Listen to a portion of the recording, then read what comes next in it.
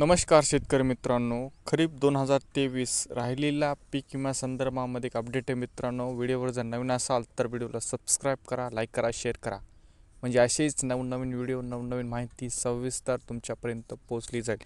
चला मित्रांनो, व्हिडिओला सुरुवात करूया.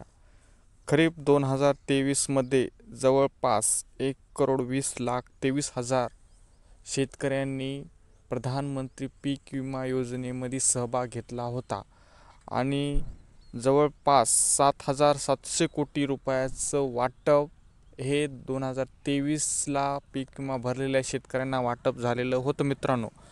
आणि जवळपास 268 कोटी रुपयाचं वाटप हे शेतकऱ्यांचं बाकी राहिलं होतं.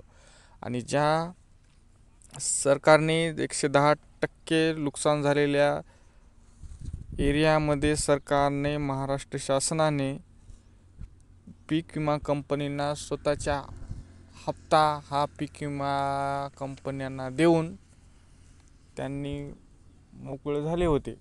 परंतु पीक विमा कंपनी हलगर्जीपणामुळे आणि क्लेम काही रिजेक्ट करून, काही वाटपास पेंडिंग देऊन हे वाटप करण्यात आलेले नाही. पण मित्रांनो, आता जवळपास इलेक्शनचा शेवट होतच आलेला आहे. इलेक्शन झाल्याच्या नंतर हे राहिलेले 268 कोटी रुपयाचं वाटप होणार आहे मित्रांनो. 2023च्या पीक विम्या संदर्भामध्ये अपडेट होतं मित्रांनो.